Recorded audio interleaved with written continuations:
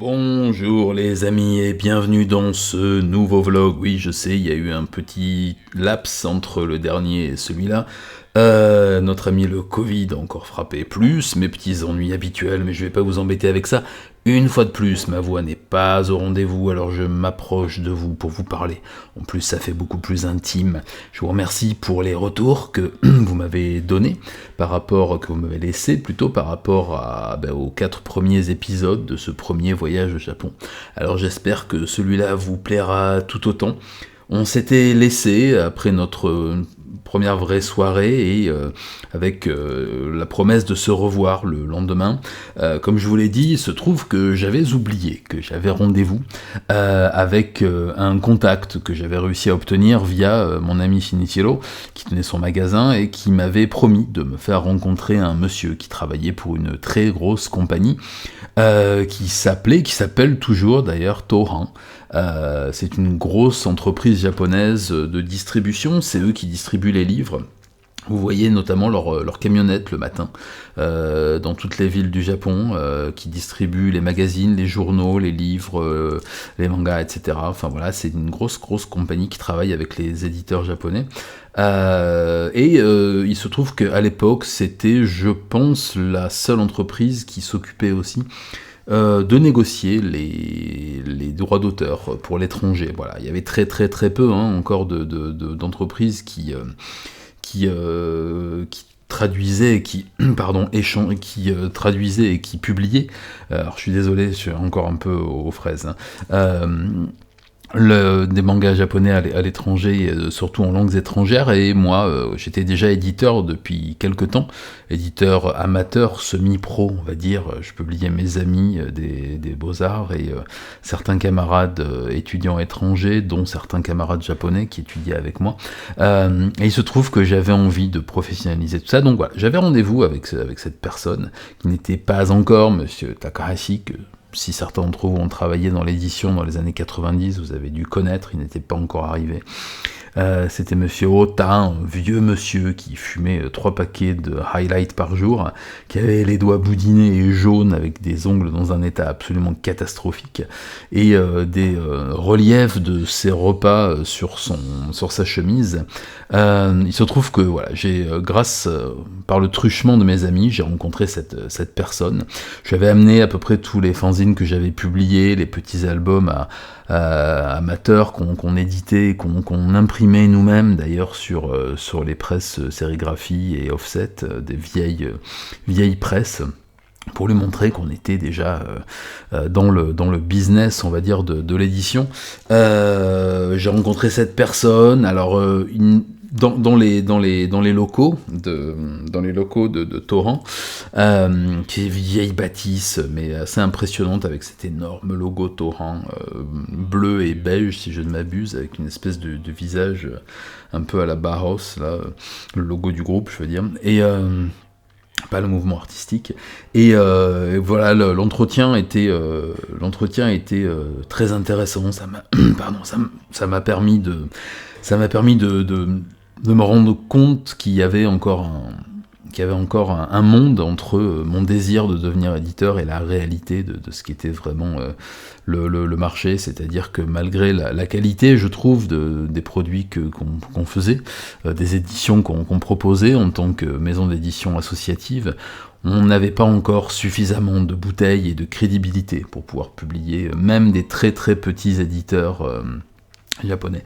Mais le premier contact était intéressant, j'ai récupéré les premières Meiji, les premières cartes de visite, et je suis sorti de là avec plein d'espoir. J'avais laissé beaucoup de contacts, beaucoup de cartes, et il m'avait promis, déjà le monsieur Ota à l'époque, que lorsque je commencerais à avoir une production un peu plus importante, eh bien, je pourrais revenir et le revoir et peut-être rencontrer un éditeur, le premier de ceux qui acceptaient de rencontrer des éditeurs étrangers, parce qu'à l'époque, beaucoup d'éditeurs ne souhaitaient pas travailler avec l'étranger. Voilà. Mais ça c'est autre chose, ça viendra peut-être plus tard. En tout cas, je suis sorti de là, j'étais très heureux.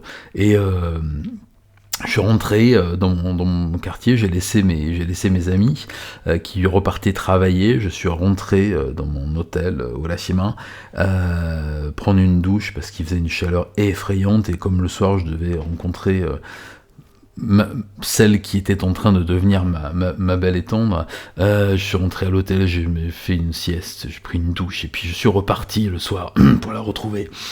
Devant son magasin, elle terminait à 20h, ou à 21h, je sais plus, à 20h je crois. Et je me suis assis avec un livre, et puis un paquet de cigarettes, et puis des cafés. Voilà, je commençais à devenir addict, accro au café en canette. Je ne me suis jamais débarrassé de cette addiction.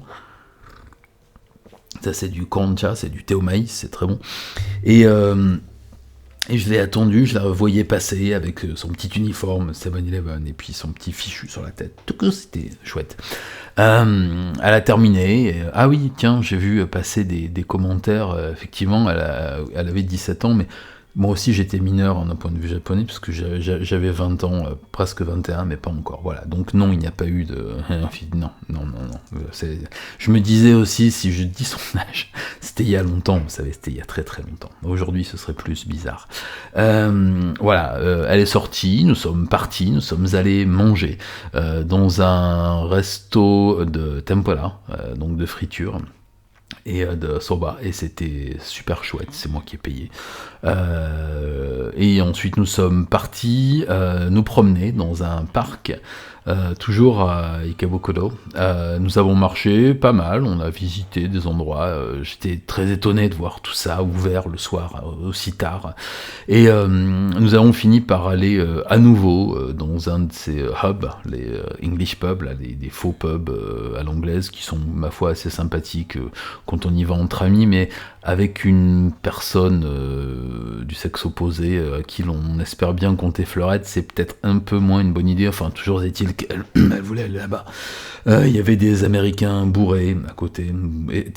C'était peut-être des Australiens, je sais plus, non, je crois que c'était des Américains, qui nous ont un peu enquiquinés parce qu'on se bécotait et elle buvait des cocktails alors que s'enfilaient des énormes pintes et se faisait des rinces cochons.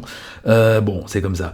Nous sommes sortis de là assez tard, une fois de plus. Elle devait rentrer tôt, moi aussi, parce que le surlendemain donc, moi je devais aller avec mes amis pour visiter un musée du jouet, dont j'ai peu de souvenirs, parce que vous allez voir pourquoi.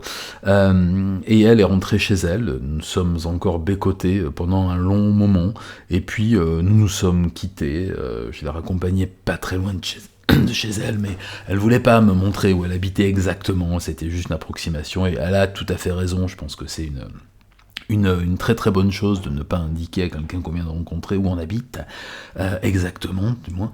Et puis je suis rentré à mon hôtel par le dernier, un des derniers métros, et j'arrivais pas à dormir, impossible de dormir. Alors, comme tous les imbéciles qui n'arrivent pas à dormir, je suis descendu au Sankas, donc au convenience store, et j'ai acheté une grande bouteille de shochu, donc d'alcool. Là, c'était je sais plus ce que c'était. Enfin, c'était soit de l'alcool de patate douce, soit de l'alcool de soba ou quelque chose du genre, ou peut-être juste de riz, mais distillé, donc à 30 degrés. Et puis un autre paquet de clopes, parce que je me dis, si j'arrive pas à dormir, peut-être que la consommation intensive de tabac va m'aider. Et j'ai bu, et plus je buvais, et moins je dormais. Et j'ai fumé comme un salaud. Puis on avait le droit de fumer, c'était un business hotel, donc on pouvait fumer de tout notre sou. Et je me suis donc retrouvé à 6h du matin, voilà, défoncé comme un terrain de manœuvre, avec la bouche en drapeau, parce que j'avais trop fumé, j'avais trop bu, et 2 heures plus tard, j'avais rendez-vous avec mes amis. Voilà. Je suis donc parti prendre une douche, boire beaucoup de café, prendre une deuxième douche froide, prendre un bain tiède. Je suis descendu m'acheter à manger pour le matin, et voyant 7h arriver, je me suis maintenu éveillé le plus possible, et à 8h, mon téléphone de chambre a sonné, parce que je m'étais endormi, et mes amis m'attendaient en bas. Une fois de plus, et oui, à 20 ans, on n'a pas de honte. Je suis descendu, retrouver mes amis, qui était très pas en colère, mais qui est il y a quoi, vite, vite, il faut se dépêcher, faut y aller, faut y aller. Et nous sommes partis tous les trois visiter ce musée du jouet parce que c'était un de leurs clients. C'est avec eux qui faisaient beaucoup d'affaires, comme ils avaient vous avez dit, un magasin de hobby, un magasin de figurines, de maquettes, etc. Ils faisaient aussi beaucoup de brocantes et ils achetaient des vieux stocks dans des vieux magasins qui revendaient souvent au musée du jouet. On est partis là-bas tous les trois et j'avoue ne pas avoir beaucoup de souvenirs parce que j'étais encore entre deux vapeurs d'alcool. J'avais qu'une envie, c'était de rentrer parce qu'à 13h je devais retrouver cette demoiselle qui m'obnubilait et puis j'ai eu raison finalement. Donc très peu de souvenirs du musée du jouet. Je me rappelle de plein de gros robots en métal embouti qui dataient de l'après-guerre. Je me souviens de choses plus anciennes et voilà, c'était la première soirée comment dire, en amoureux, on va dire, puisque là ça faisait plus de il n'y avait plus aucune ambiguïté. Toujours est-il que ça, j'ai toujours des souvenirs impérissables. Alors, pas en parler, hein. Je suis un jeune marié, mais c'est vrai que quand je me souviens de ça, ça me fait un petit quelque chose. Et j'ai beaucoup de facilité à m'en souvenir. Voilà.